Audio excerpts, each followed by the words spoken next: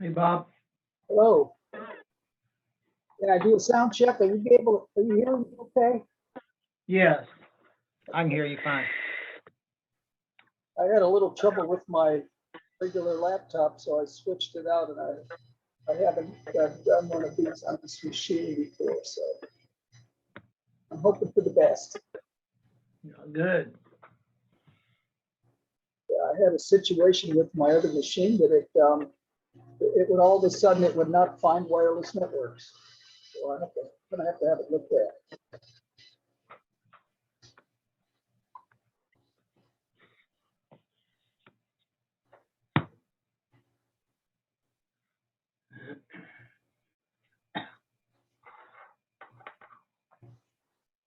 I'm gonna get that later.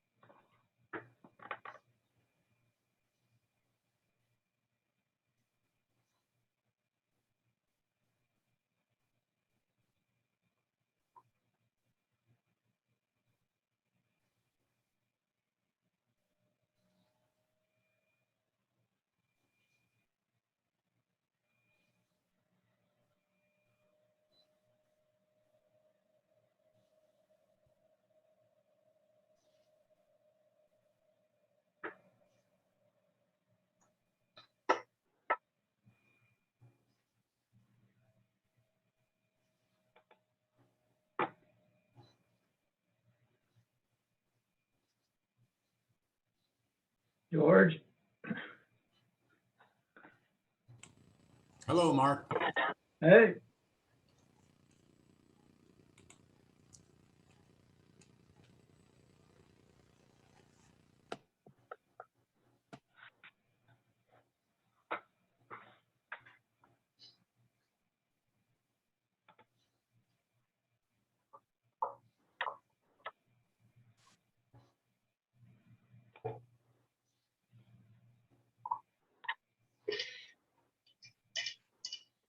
He's eating too. I don't know, my computer started talking to me. I don't like it and I don't know what to do about it. Go to the settings. Hey, wait a minute. Shambhala Gainesville. That's you. I mean, you went in under that.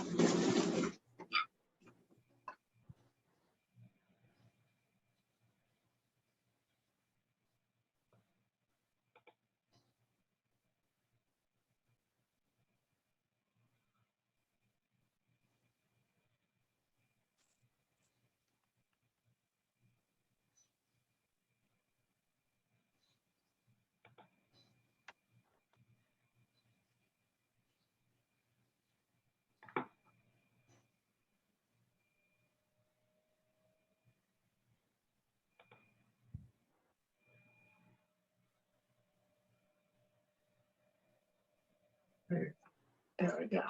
That's better. If you go under accessibility or something like that, just turn the voice off. Yeah, where that is. You just search, where's this? Where do you turn the voice off on money? Oh, yeah. No, I can't remember that. I'll focus. So what's happening now? It's almost 6 o'clock.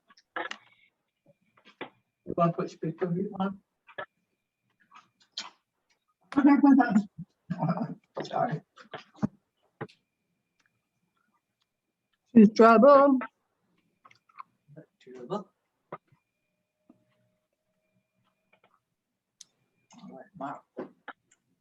Mark, are we on mute?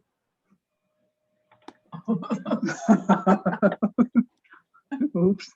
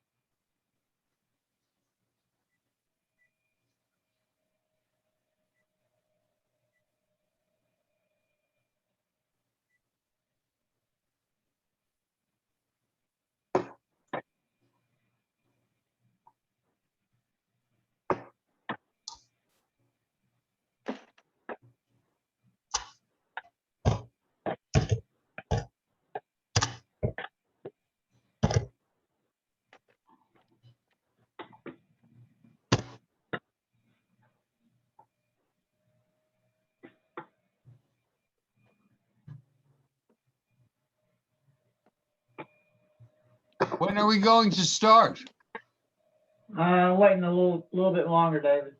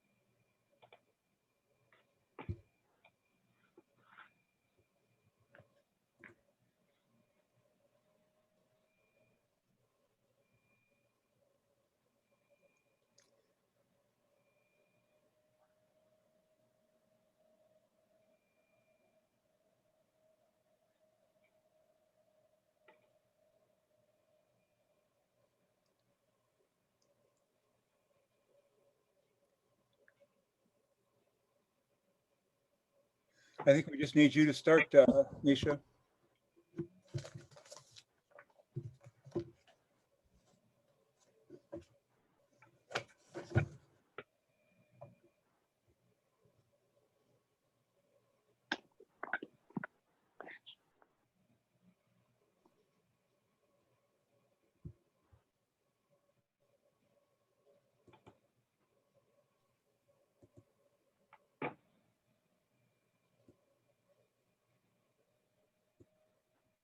Nisha, I think we got about everybody. If you want to introduce. Sure. So our speaker tonight is Bob Tanzing with the Climate Reality Project. And he's put together a short presentation. The title is A Community Conversation About Climate Change in Alachua County. It's meant to be kind of a general overview. And then we'll invite people to a Q&A portion in the last half of the conversation. So, as you're watching the presentation, if you come up with questions, you'll have an opportunity to address those later on. So I'll just go ahead and let Bob take it away. Okay, well, thank you very much. I'll start my timer, make sure I don't go over. And I'm going to share my screen for y'all. It would be right here. And I guess I just want to check to make sure everybody can hear me okay. Sound good, Bob. Okay. All right, well, I wanted to start off first, of course, by thanking you all for being here tonight and certainly for inviting me.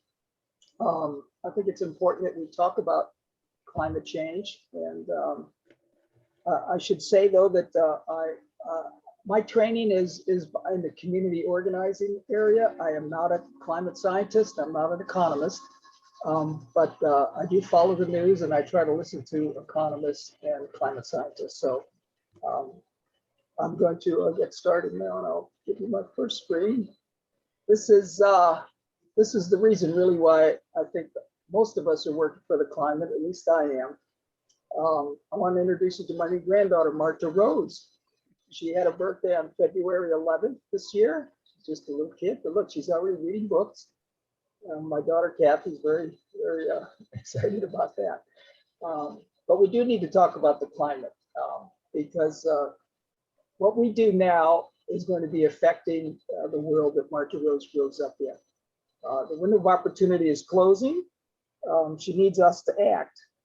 And climate change, it's not in the future, it's not far away. And we might think that it's not going to hurt us, but it most definitely will hurt those that come after us, if not sooner. In 2050, she'll be 29 years old. Little Martha Rose will be growing up. Hopefully, everything will be great. And if I live long enough, I'll be 97 years old, but I'm not really looking for that day. But in any case, I've been working on this issue for a long time now. I've been trained with the Climate Reality Project. I've also recently completed the Clio Institute. And I want to say that was thanks a good part to the information that I got here through one of the previous community conversations. And of course, I've been working with Citizens Climate Lobby for many years now. So let's get started. I want to just make sure everybody understands what the basic science is. And I like to tell people that, well, the scientists have identified the problem. Our continuing to emit greenhouse gases, carbon dioxide is putting a blanket over the earth. And it's warming up the planet. And you can see from that bottom graph that that CO2 levels look like they're heading straight up, and they are, and they haven't been that high in millennia. So this has definitely been attributed to the increased temperatures that we're experiencing. The scientists and the activists have sounded the alarm. This, I hope you recognize, is Greta speaking at the World Economic Forum. She did that in 2019 when she was 15 years old. One of the things that she said that day was that she doesn't want to say that we're not doing enough, because you have to do something to not have done enough, which is kind of her style. So the youth have spoken out. The Sunrise Movement has been organized. AOC, Alexandria Ocasio-Cortez, the youngest member of Congress, is on the job, but they weren't the first. I like to point out that it was President Johnson, Lyndon B. Johnson, in 1965, who made a statement in a special message to Congress that said that this generation has altered the composition of the atmosphere on a global scale. At the time, radioactive materials were more of their concern, but he included a steady increase of carbon dioxide from the burning of fossil fuels. So this is a problem we've known about for quite a long time. We've lost a lot of time. And unfortunately, our house is not just a small fire anymore. We're totally engulfed in fire. You can see here the sea level rise is one of the consequences I think that we're all aware of. And you'll see that this picture is a graph of what Florida could look like in 2100. And I'm getting a lot of feedback. Is that on my end? Okay, we're okay. So yeah, our house is on fire, and we've got some serious problems looking ahead of us. We also, of course, are dealing with the extreme weather that comes with increased temperatures. The global warming kind of drives all of that. So now the storms are starting early. Hurricane season started yesterday, but it's starting earlier. We've already got a named storm. The storms are growing more quickly and stronger. And they're part of the global warming process is it actually goes slower. So you can see what happened there in the Bahamas. Hurricane parked over their area for a couple of days. And of course, the warmer air also boosts evaporation, dries things out, leads to wildfires and other problems. The extreme heat is an issue, and it'll be an issue, especially for Gainesville. Climate Central has put out a report that showed that they measured the number of days where the heat index would be over 105, which is an unhealthy heat index. Gainesville was looking at this, was ranked number 13 in the list of cities dealing with the biggest increase of days over 105. And we're on number 25 on the list of cities with the most days over 105, heat index of 105, and that's 126. Almost half of our year would be in days over 105 heat index. Now at the bottom of that slide, you'll see the consequences. In the US, extreme heat causes more deaths annually than hurricanes, lightning, tornadoes, floods, and earthquakes combined. So even if we're not going to worry about sea level rise because we're on higher ground, there's other impacts that we need to be aware of. And of course, the consequences of inaction affect all of these things. The types of infrastructure that are at risk include drinking water, agriculture, and of course means our food and power lines. You can see it's quite a broad list. So this inaction is already costing us money. So it isn't a matter of, well, let's not spend the money. We'll let the future take care of itself. As you can see there, that in the last decade, just from 2010 to 2019, it's caused the severe weather events across the U.S. $1.02 trillion, 52% increase. So we're not saving any money to delay. So who started the fire? Well, it's a case of arson. The scientific consensus, and we could update this graph, I believe it's over 99% now. Publishing climate scientists agree that the global warming that the globe is warming and it's increasing. It's caused by human activity and it's happening now. This isn't, again, as I started saying, this isn't something for the future. This is, it's happening now. And humans have started it. So it would be nice to think that we don't have to bear responsibility for that. The good news is that, well, if we started it, maybe we can find a way to put it out. But in any case, we need to find alternatives and we need to decarbonize our economy. The situation is urgent. This Elizabeth Colbert, who wrote this back in 2006, said, basically sums it up. It may seem impossible to imagine that a technologically advanced society could choose, in essence, to destroy itself. But that is what we are doing. But we are now in the process of doing. So our house is on fire and we started the fire. So what are we going to do about it? She's got a new book out now called Under a White Sky, which is also worth looking into. So the alarm was raised. How do we respond? Well, the first thing we need to do is spread the word, of course. Talk, some people think, well, talk, it doesn't get you very far, but actually talk can lead to action. We, of course, want to establish certain facts and we need to spread the word. And the best way to do that is to share these 5 basic messages. The experts do agree. There's no real question about the scientific consensus at this point, and it's real. I think we're experiencing it. It's caused by us humans. It's anthropogenic. It's bad for people, not just the polar bears and people in faraway places. It's bad for us, but it's solvable, and that's very important that we make sure that we include that in our message.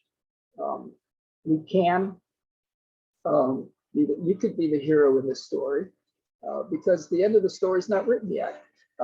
This is one of my favorite people, Dr. Catherine Maher. She is a climate scientist, but she's decided that, well, she doesn't need to read another paper or do another study. She believes now that it's a matter of politics. And that's why she's spoken out multiple times at our Citizens Climate Lobby conferences. But she says for long-term action, we need hope. That's that last thing that the number 5 on that list was that this is solvable. But it should be rational hope, realistic hope, not Pollyanna hope. But we need hope and a vision of a better future. When we talk to people, and again, I'm encouraging that everybody's talking to their neighbors and friends. And when we talk to people, the number one most important thing to convey to people is hope for a better future. And that's, I think that's very important because this isn't just all gloom and doom. There is a lot of these things that we want to do are going to be, pay off with huge benefits for us. The other thing is, of course, is that we're not alone. People think, well, nobody cares or nobody's out there that's doing anything. Well, if we break the silence, that's the first thing you do to find out, well, other people are thinking along the same lines you are. And you can talk to friends and you'll find allies. You'll see here that other people have heard the alarm. Maybe they don't talk about it, and that's a problem. But you can see 55% are either alarmed or concerned. If you include the cautious, that's 74%. So basically, you've got 26% of the population at this point that that really doesn't seem to be following much. They're either disengaged, and that number is getting smaller, or they're doubtful or dismissive. These numbers come from what's called Global Warming 6 Americas. This was the latest numbers they put out December 2020. This comes from the Yale Climate Change Communication Project, and also the people that also produced those 5 messages that were most effective. That's the George Mason University Center for Climate Change Communication. So this is all been highly researched, and they decided that this was the best way to break up the United States into segments. And so, but again, you can see that 74%, according to their research, are at least cautious, but also concerned and alarmed. Now, this was something that I got from the Clio Institute, and I think it feeds right into that number that historically social change comes about when 3.5% of the population is pressing for it. We don't need 100%. That 26% that are at the far end of that spectrum, although they're very vocal, and I have to say that they are preventing a lot of action from happening, but that again gets to the political aspect of it. So another one of my mentors and one of my favorite people is Marshall Saunders, the founder of Citizens Climate Lobby. And we do need to overcome opponents, who benefit from business as usual. And he asked about how. He said that he realized that ordinary people like him, Marshall, would have to organize, educate themselves, give up our hopelessness. Again, hopelessness comes up quite a bit. And gain the skills to be effective with our government. And so he thought that it was very important that we learn to be more effective citizens. So the scientists have done their job. People have been alarming us. They've been sounding the alarm. And so now we have to do our job as citizens to get this process across the finish line. And again, Catherine Hayhoe, a climate scientist herself, has said, well, this is now a political issue as much as a scientific issue. So Citizens Climate Lobby always teaches us that there's 5 levers of political will. That's kind of organizing 101. It's the tools we need to be effective citizens. Certainly we need to be lobbying our officials. That's calling, writing. Citizens Climate Lobby, we meet regularly with our officials in Washington, D.C. But it also includes media, writing op-eds and letters to the editor. We have one of our members, John Ward, who writes regularly, and other members. So you can go to the Gainesville Sun and find those things. But we have to do grassroots outreach. That's the kind of thing we're doing now. That we're going out, we're talking to people, and trying to spread the message and recruit folks. And grass tops engagement. That's when you try to find government officials, community leaders, nonprofit organization, CEOs and board members, maybe your pastor, the leadership and the other organizations you belong to, and you try to get them to try and speak, not with just their own voice, but maybe speaking for their organization. And of course, there's group development. You have to go out and you have to work together as a team Not everything, you can't do this by yourself. So what we need to do is go out there and organize.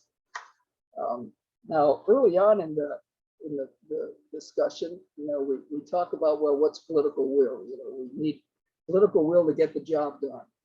We seem to know what the problem is, and we don't seem to be, having, for one reason or another, political leaders that are willing to cast the votes. So I was actually able to find this also from Yale University, by the way, and some others there, that from a paper in August 2010 in Politics and Policy, and they defined political will as, plainly speaking, political will is the extent of committed support among key decision makers for a particular policy solution to a particular problem. Now, those are the four elements. And that's what it takes. But to build political will, you need to organize. And so I, of course, love this graphic of the fish. You got a big black fish and you got the little fish there. That big fish, I kind of use the example of it as being Exxon. And if you follow the news, you know that most recently, just this week, I believe, a group called Engine Number One was able to actually thwart the will of the managers at Exxon and elected two of their representatives to their board of directors. And I thought that was a perfect example because, one, they identified the problem, that they didn't have authority on their board of directors. Their solution was, well, let's add members to the board. They all got behind that. And they found support, through the proxy voting.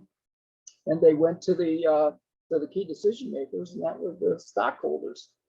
So the stockholders actually organized, and they turned on management, and they all got together, and now that Blackfish is running away because he knows that he's got organized opposition.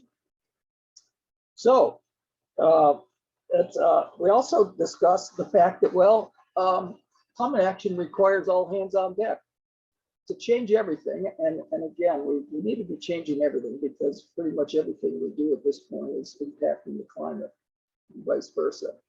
But to change everything, you need everyone.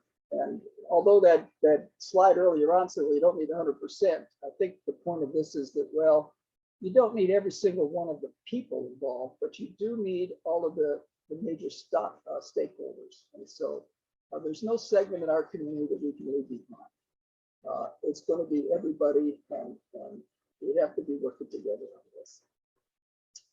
Now, this is another cartoon I like. We are all in this together.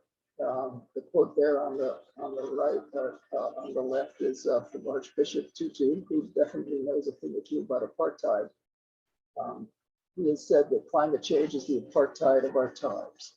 And as you can see, there's people in the boat, maybe the elite in the bow there, who think that, well, we're going to be okay. And they're sure glad that the whole isn't in our end. Well, we live on one big planet, and we're all going to be in this together. We need everybody helping out. And so we either sink or swim together. But the good news is that a just transition will strengthen our entire community. This is another cartoon that many people have probably seen over the years. The speaker obviously is pointing out all the things that we need to have happen: energy independence, preserve rainforests, sustainability, green jobs, livable cities, renewables, clean water and air, healthy children. And clearly, those are all things that are benefit for climate action, but they'll also benefit the whole community. So, so when the person, the irony, of course, is the one that's saying, well, what if it's a big hoax and we create a better world for nothing? Well, maybe we can all enjoy a better world. I think we definitely are finding that there's some issues with the current world as it is.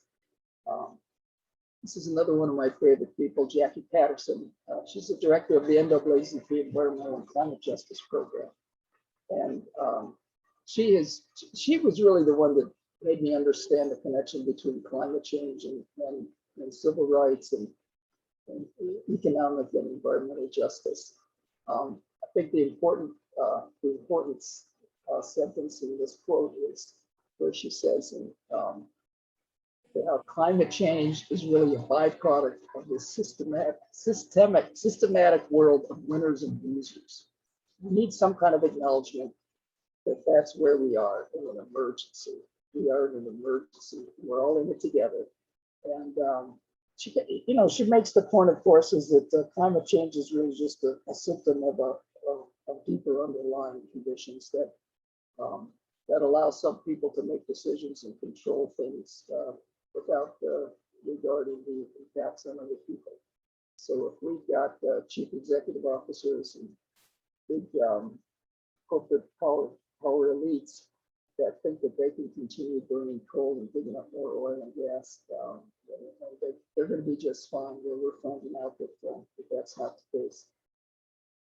So of course, this is a global problem, but even with the global response that we saw in Paris, and that thankfully now the US has rejoined, we need also local action.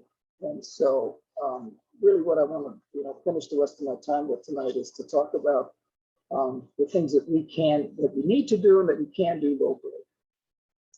So actions that citizens can take right here in Alachua County, or certainly talk to your friends and neighbors to ask for their support for climate action. I think I've already mentioned that several times. That the most important thing we can do is to get people talking about it and expressing their concern and finding allies with our friends. And to help do that, of course, you can invite local groups, working for climate action, to make presentations to any of the groups that you might belong to in the community. And that's always important for us to be able to schedule presentations, find audiences that are willing to hear our message. And of course, people can always join climate action groups working locally. There's many, and I'll be talking about some of them later. But Citizens Climate Lobby, Climate Reality Project, Legal Living Boards. Anyway, there'll be I know I'm going to leave someone out, so I won't go through them now. But certainly that we have to communicate with our own communities and our own networks, our own families. So we work to raise climate issues during local elections. I think we're finding out more and more that the people that we elect and send to office, that would be those key decision makers that we talked about earlier about political will, that the people that we send makes a huge difference. And so we can't avoid dealing with electoral politics. It could be frustrating, and there'll be a quote at the end that kind of sums that up. Clearly, we've seen even in what's been happening lately in Tallahassee that the people that we elect in our local elections makes a huge impact. And then, of course, there are things that the city is doing already, city and the county, and so it's always good to have people monitoring those meetings and going and asking for updates and various reports on the things that the city and the county are doing. So these are all actions that citizens can take, and they're all very important and make a big difference. But there's an awful lot to work on. So I thought I'd include this section here about where should we target our climate action activities. As I said, there's quite a few different options. So this is a graph that shows the sources, and these different graphs for different people sometimes look a little different, but I'll go with this one. This is one that came from this is I believe it's from the U.S. Department Environmental Protection Agency, and so this shows that transportation now is somehow identified with 34% of our emissions, electricity production with 32%, industry 15%, residential and commercial, that would be, of course, our lighting and our heating and that sort of thing, hot water. Now this one has 7% fuel combustion, non-fossil fuel combustion, and some of the other graphs show things like agriculture and other things. But anyway, this is the one that I had chosen to show you tonight. Now this, I think, is just a way for me to help myself, at least, to understand really what we're talking about. It gives us an idea of what our targets could be. This is the carbon bathtub. You've probably heard this before too. there's basically, and what I like about this is it shows, how net zero emissions work. That there's certain emissions coming out of the faucet, water filling that tub, and that would be the plus, of course.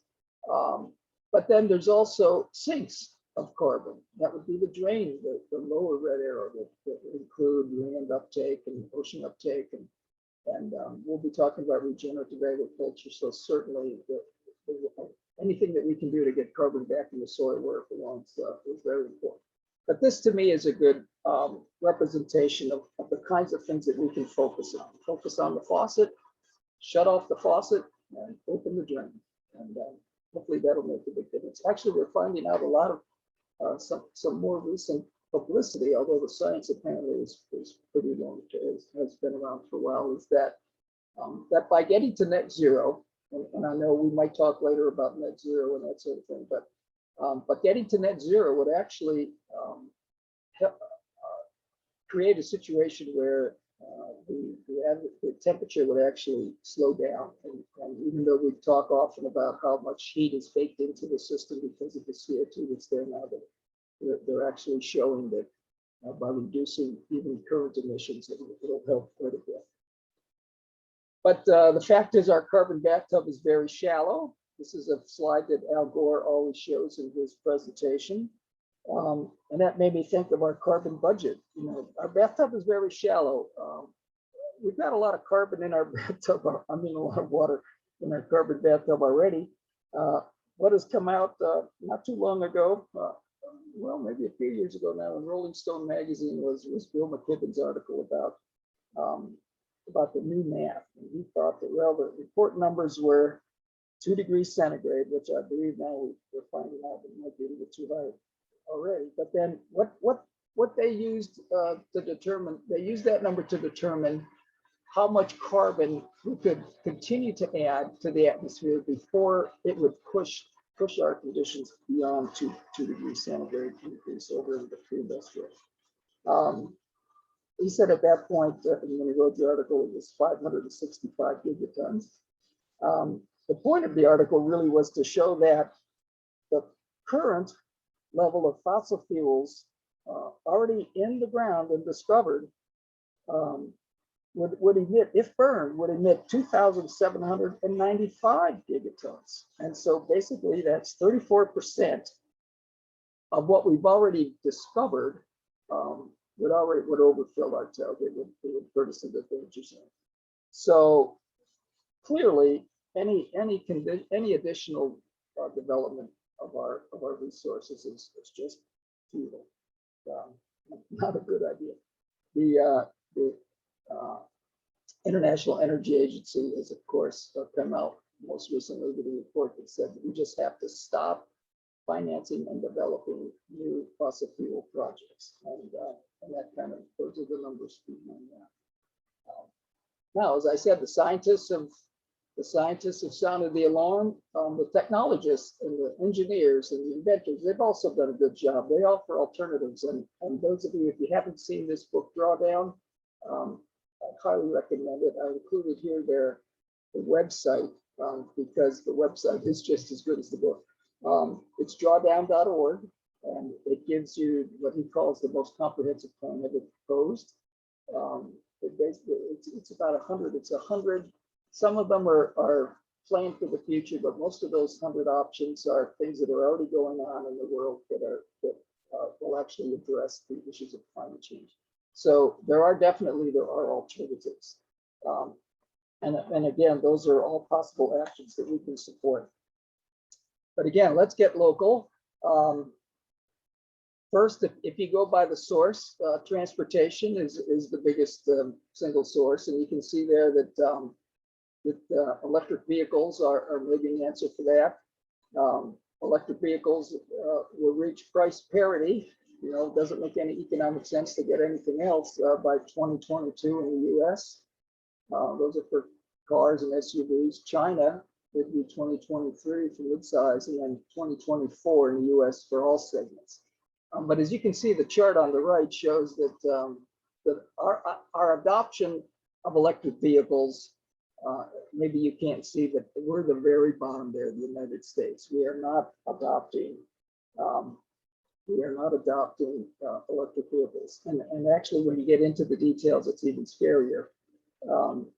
There was something recently I read that it said that we sell about 17 million new cars every year. And if every one of those was an electric vehicle, to replace the 279 million vehicles that are on the road now, it would take over 16 years. And so unless there's some strong government support for that is just way too long to wait. But okay, General Motors has announced it'll phase out gasoline and diesel powered vehicles by 2035. Well, that's not going to help either. Marta Rose will be 14 then. She'll be learning how to drive, maybe. I don't know. We'll have to talk to Kathy. In any case, that's a very long time from now. And that's when they're going to phase out gasoline and diesel powered. It doesn't look like that they've really gotten the idea that this is an emergency. But what else can we do? Well, there's electricity in GRU. 90% of proposed new natural gas capacity in the US is already more expensive than clean energy plus batteries. So an effort to go to natural gas is again putting our money in the wrong place, if you ask me. I think most people would agree. And it's risking billions in stranded assets. We're going to end up putting money into things that we can't use. The oil and gas, as I mentioned earlier, that we need to keep in the ground. Those will be stranded assets. There's no point. It's not going to save us money to try to keep burning these things until they're all gone. I like to say, well, the Stone Age didn't end because they ran out of stones. You know, we have to make a transition. Now, coal, obviously, that's this is the CEO of what used to be Florida Power and Light. He knows, people know that a coal plant in this country that is economic today, there's not a regulated coal plant. So just forget about the coal. I know there's a big pile of it there at Deerhaven and they want to burn it up, but it just doesn't make sense. Here's a president and CEO of a public service company that said that they were surprised at how dramatically the renewables and storage proposals beat natural gas. This is solar and battery that beats natural gas. There's recently been an article in the Gainesville Sun that suggested that solar is going to cost too much. It's going to be more, but the reality is that in new development, that solar with battery is already cheaper than natural gas. So here you go. This is utility scale solar. This is trying to show maybe some of the benefits. They save money. And this is with a school district now. This isn't for the whole community, but you can see it's rather large. We've been talking quite a bit lately in Alachua County about solar arrays, and you can see that this one appears to be living nicely. One of the arguments was that it was a solar arrays are a good neighbor. But that's I know that there's a lot of controversy over that, and maybe now isn't the time to talk about it, but we need to talk about it at some point. Climate Reality Project, one of the group again that I'm with, has made a commitment to supporting 100% renewable electricity, and we're doing a campaign. There's also, of course, many other community organizations doing that. The NAACP, the League of Women Voters, Sierra Club. We're all working on it. And again, the point of this presentation tonight is to make sure that people know about that and encourage you to go and participate. There's also government initiatives. The Alachua County Commission, which recently established the Citizens Climate Advisory Committee. They are working with a joint water policy committee now that includes climate issues. And there's other things that both the city and the county, the city of Gainesville has adopted a goal of net zero by 2045. There's the UAB, is the Utility Advisory Board is revising their policy statements and trying to direct GRU in a forward-looking way. And of course, we're trying to adopt a zero waste ordinance and purchasing policy. And there's all updates. I know that people will want to maybe ask questions.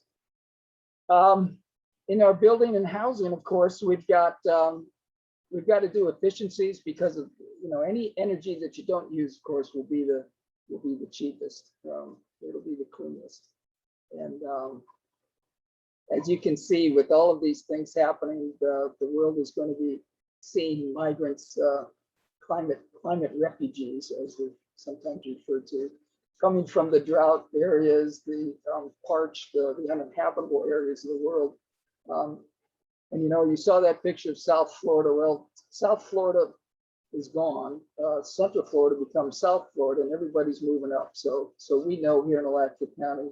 I remember Chris Bird, one of the last things he showed us was the net influx of people who will be looking to maybe relocate to Alachua County because we're a higher piece of property in Florida. We're gonna be having affordable housing problems.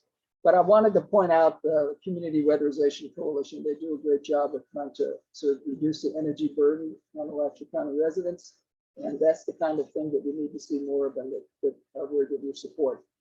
Now, regenerative agriculture, I see my time is getting a little short, so maybe I'll have to speed this up.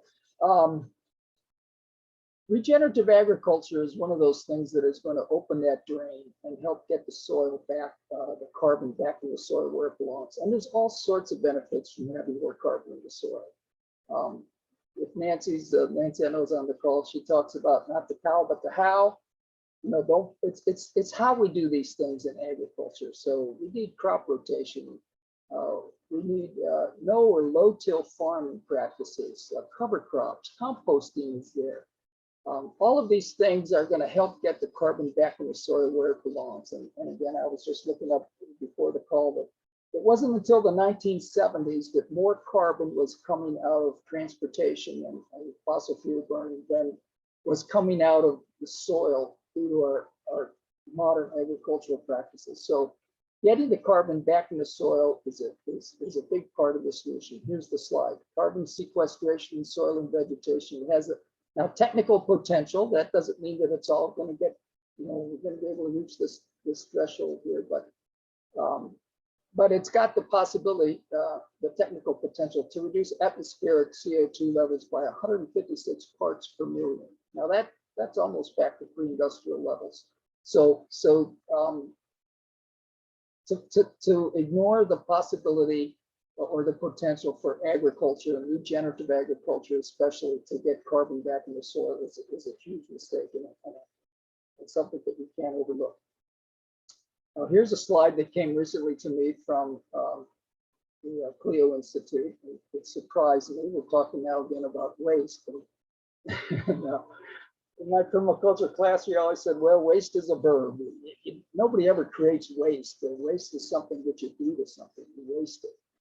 And here, this shocked me that the global food waste would be the world's third largest greenhouse gas emitter if it were treated as a country after China and the United States. Obviously, the two largest emitters, but just wasting things is contributing to this terrible crisis of the climate. The Repurpose Project, I know we all know and love, we see all of those products there, but if they were just tossed away, that would be all that embodied energy that's used to make those things.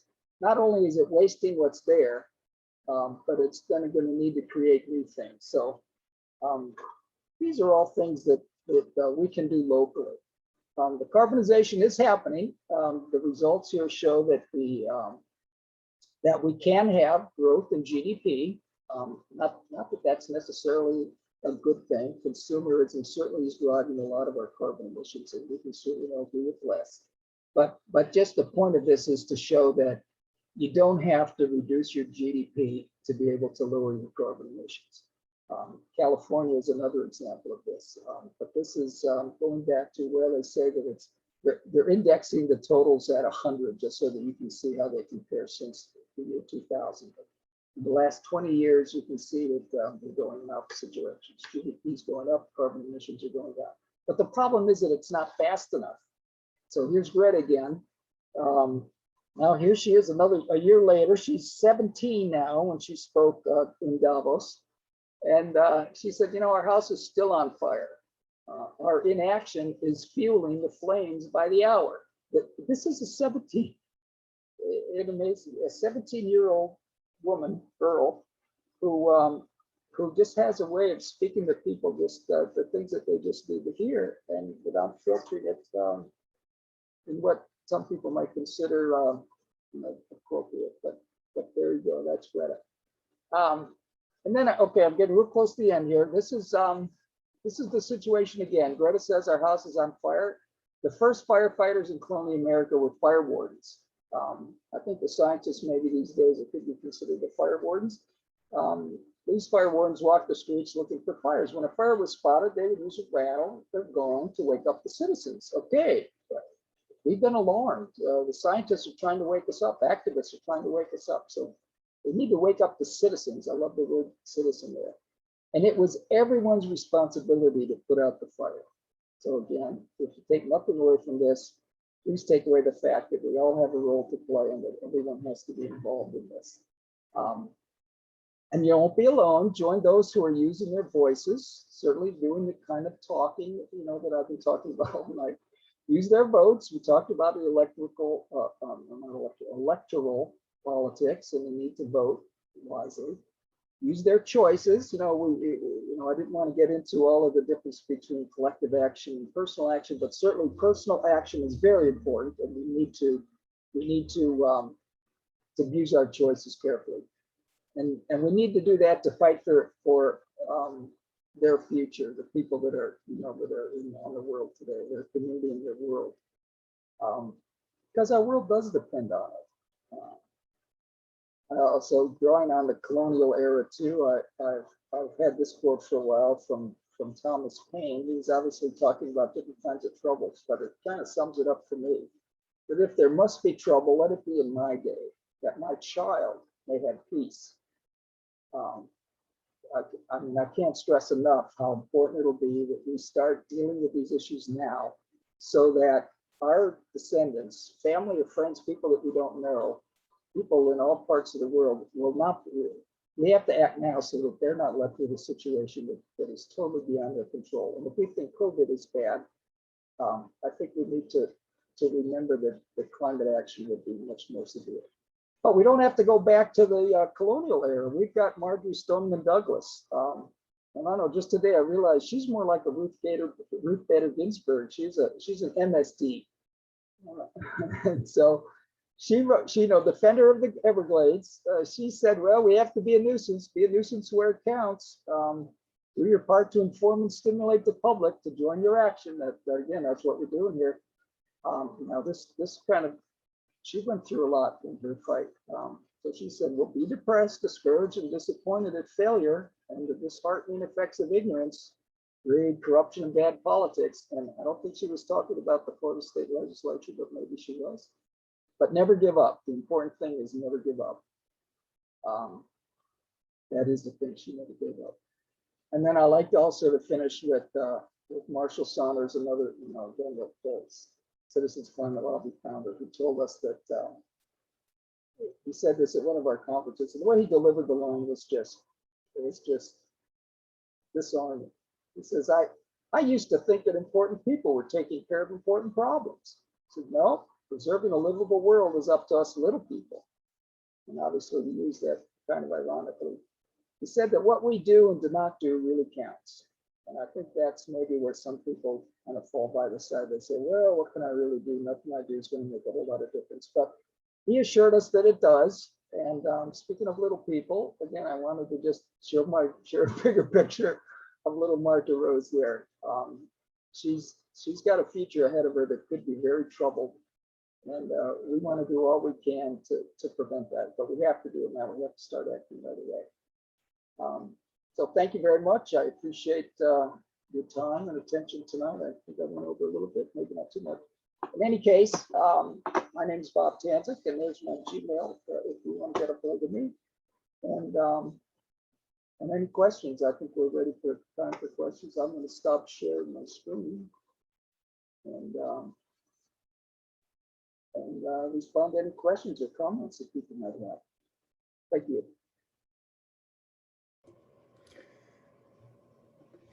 Yeah, Bob, I have a simple question. I've had friends tell me that, if you're a vegetarian, then you're okay. But if you're not, then, the world is going to hell because of you. And then there's those people who say, well, if you just go without meat once a week, you know, you've helped, you know, at least some of the climate problem. What can be said about that? Well, you know, again, I mentioned already Nancy, who I hope is still on the call. Maybe she can add to this, but she's the one that always tells me it's not the cow, it's the how. The book that I read that I got that information about the amount of carbon coming from agriculture was called "Cows Save the Planet." Not could or would, but do. And the thing is, and Bill McKibben, who was also a very influential in my understanding of all these things. He said, well, you don't have to be a vegetarian, but you know, certainly plant-based diets are very important.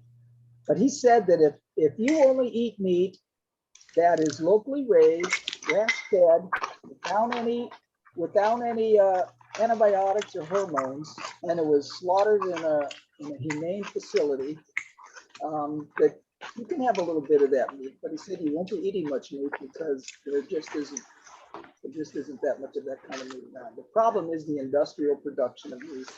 It drives deforestation. It drives you know, these concentrated feed operations that produce all sorts of animal waste and methane. But the right how is to have your cattle grazing on a nice pasture and intensive pasture management, but the idea is that those large herbivores can get that carbon back down in the soil where it belongs.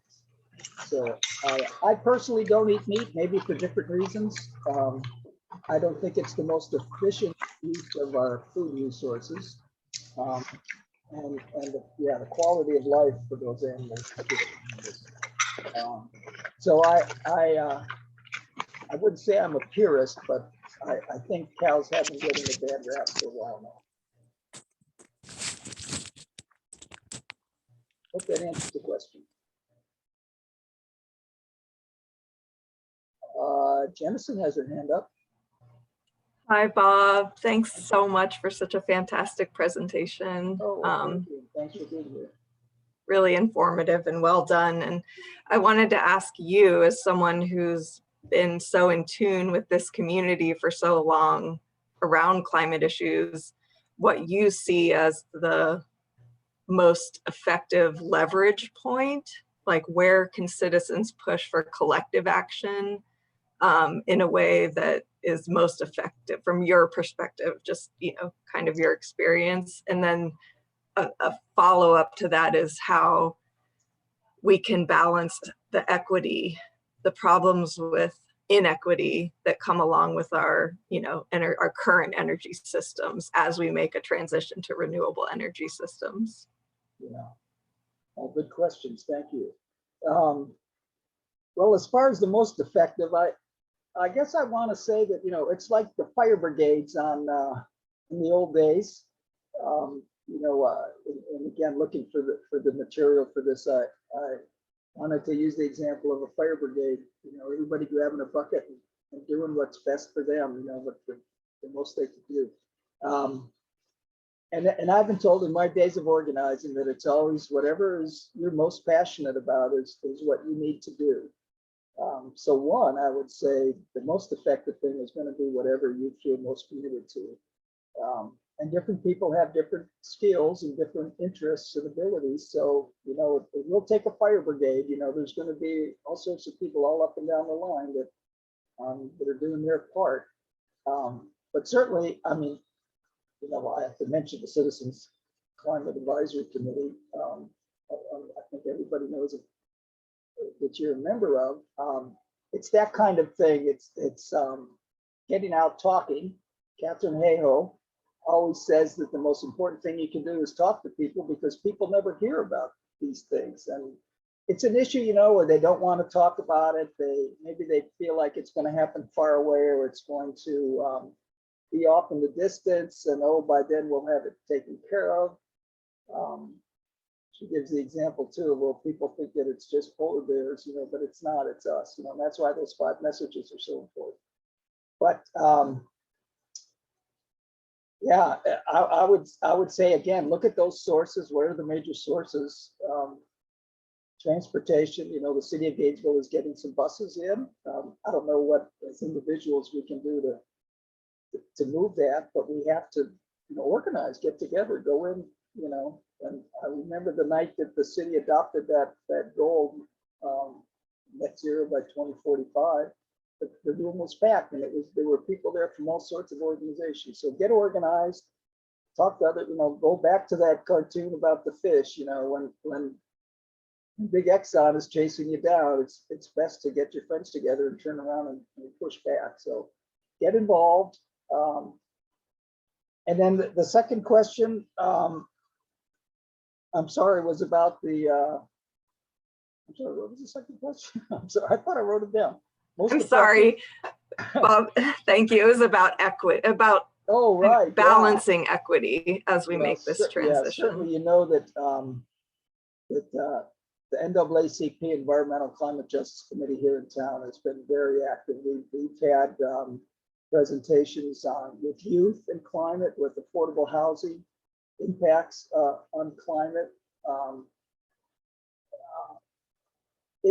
And again, I kind of covered it. I think what I wanted to say in those slides, that it's going to take everyone. And you know, if you have a whole segment of your population that's disengaged and suffering the consequences of something that they had very little role in creating, you know, and that gets more into the international politics of it too. But it's certainly clear that the people that have the least, you know, burning the least amount of fossil fuels and with the smaller houses and not taking these, grabbing a, you know, long trips by plane or fancy vacations, that those are the people that are going to be suffering the most. And so the people least responsible for the damage are going to be suffering the most. And so we just have to make sure that that those people are considered in all of our actions. Whether it's job training programs or like I said, the community weatherization, we've got to make sure that we can upgrade their, you know, the quality of housing and build, as I mentioned, you know, there's going to be quite a demand on housing when the sea level starts rising faster than it already does in Miami and South Florida. And we're going to need to make sure that that people that can't afford the already skyrocketing real estate prices will be able to find adequate, you know, safe, sanitary, and secure housing. So nobody can be left behind. That boat, you know, with the hole in the back, is going to sink with all of us if we don't plug that hole.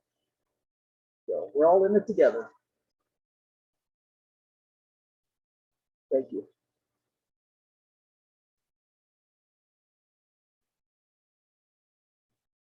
Iris?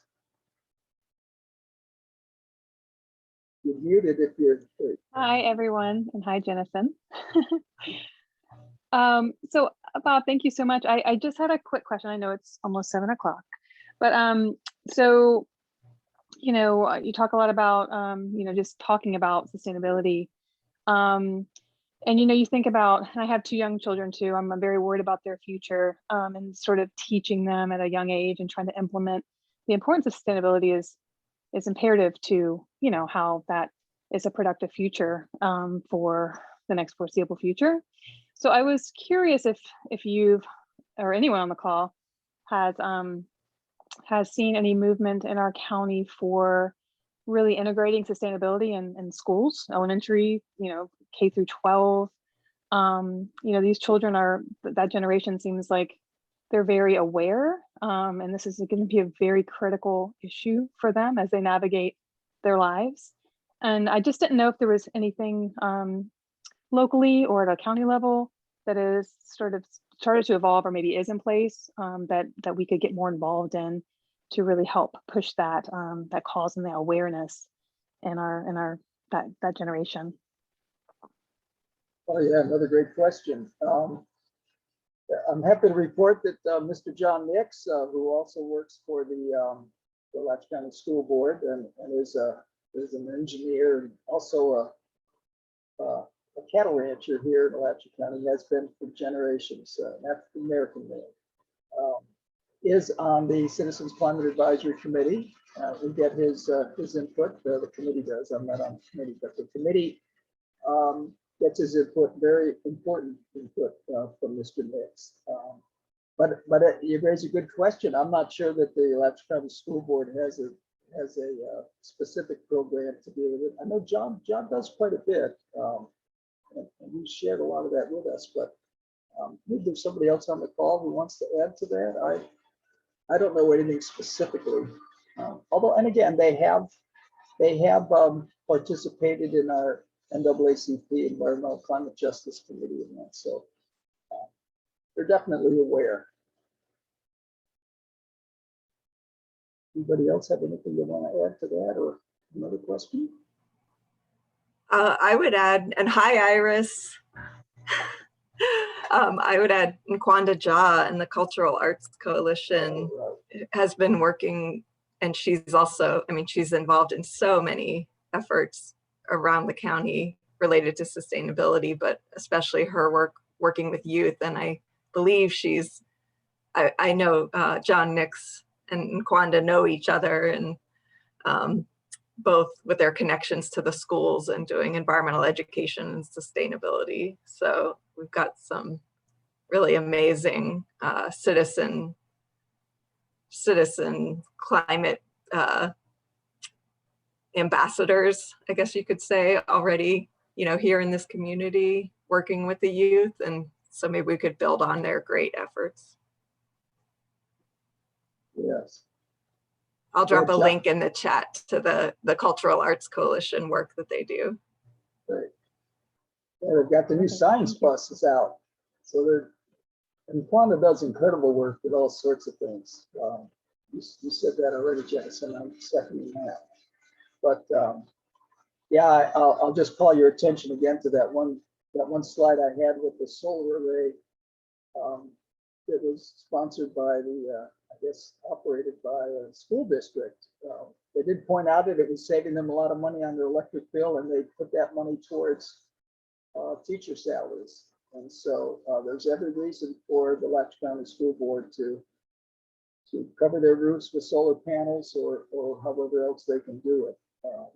Because certainly solar, as I tried to point out, is cheaper, definitely cheaper in the long run, and will protect the health and even jobs if we can get people trained in installing these solar panels and doing all the other things we need to do. The community will be much better for it.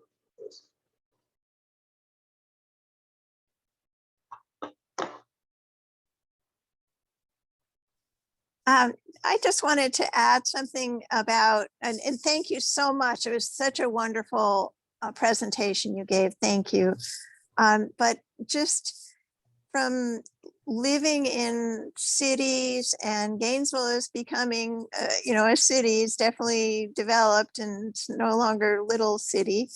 The transportation in the county is just so awful, and that just can make such a difference in terms of disparities and also for the climate. And, I don't know, a friend of mine wrote an article, the Gainesville Sun, and I hope that that's something that we can all get behind to increase the amount of transportation, because it's great for, university students, but then the outlying areas in the county, just outside of, Gainesville city limits is very lacking. So thank you. Yeah, and it made me think that one of the slides that I didn't include pointed out that a job in the clean economy, the green economy, is as I believe now 5 times, it might be more than that, but what I'm remembering is 5 times more jobs in the green economy from working on public transportation projects than if they tried to build highways. And so clearly we just had that issue with our toll roads to nowhere. So that's the kind of thing that I'm talking about, where we have to be careful of our choices, and we have to know that whatever we do, we can't be providing, big public dollars for projects that are just going to dig the hole even deeper. And so certainly if we can do public transportation, all the better. The issue with that, of course, is that public transportation usually needs some higher densities to make it profitable. But in this case, it is something I know that over the years that the county's looked into is providing bus transportation to some of the outlying municipalities. So that would be a great thing. If they could do it with an electric vehicle, all the better.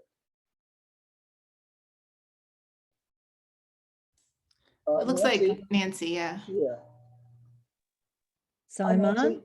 Hi, Yep, I can hear you. Nancy Darren. So very quickly to tag onto Nkwanda and the Cultural Arts Coalition, Working Foods, Seed Collective, and the youth education that Melissa and Jesse do. They've been working with Nkwanda, with Duval Neighborhood. Randy Cameron runs an incredible program for children in the east half of the county out at the Little Orange Creek Preserve, and they hope to get that started, but they're working right now with Nkwanda and the Science Bus.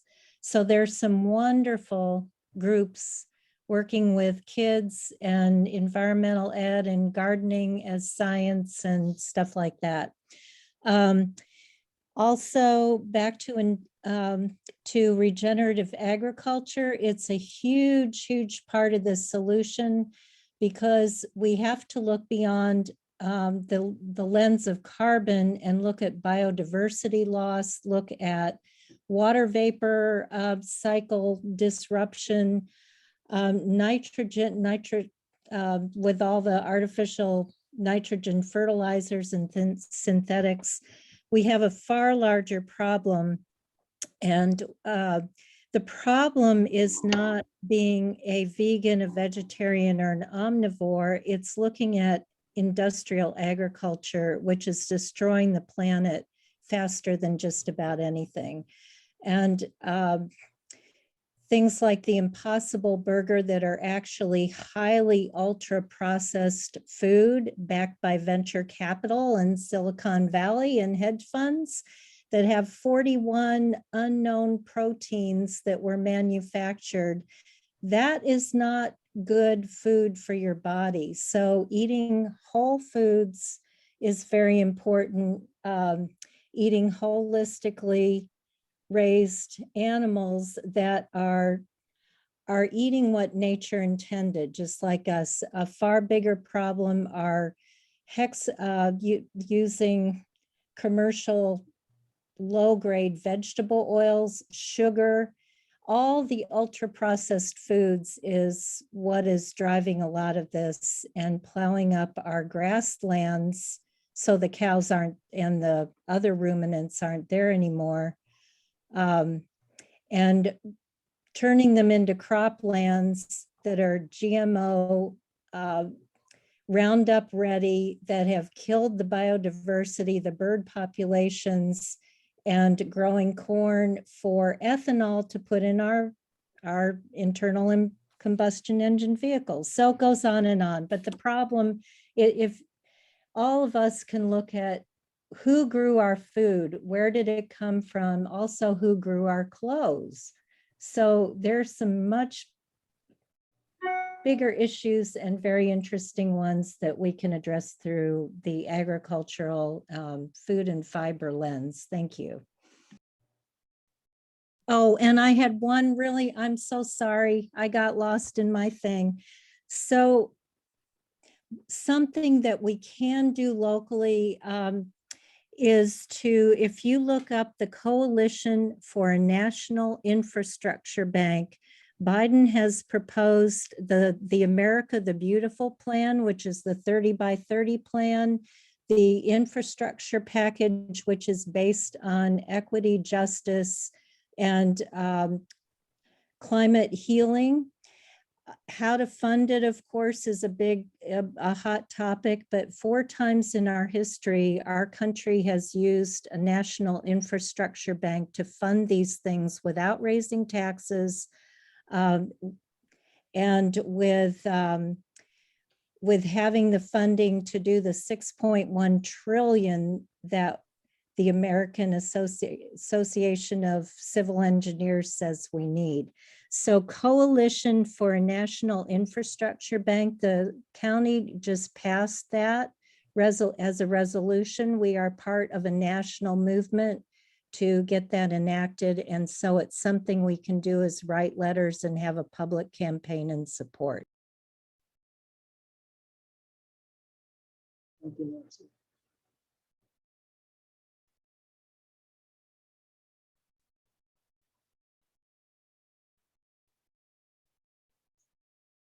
So, anything else?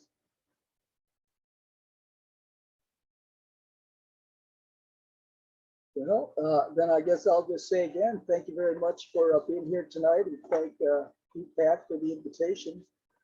And anybody wants to see any more pictures of March of Roads, you just get in touch with me. I've got a bunch, so Kathy's been sending me. You really got to worry about the kids. You really do. They're depending on us. We have to do our job and not let them down. Thank you so much, Bob. That was great presentation. Enjoyed everyone's input as well. Yeah, quite a few good slides there. I don't know if there's a way to make that accessible after the conversation, but I know there were quite a few quotes there that were just generally like inspiring and kind of put me in the right mindset. So be nice to have those available in some way. If that's possible. I can certainly send it to you. I've got quite a few that I didn't include. Their trail behind the last one, so I'll clean it up a little bit and send it to you. Thank you.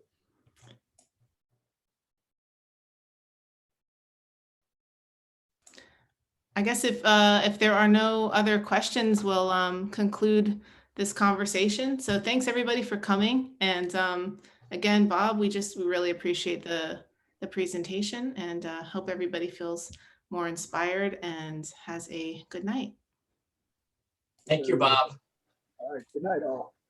Night.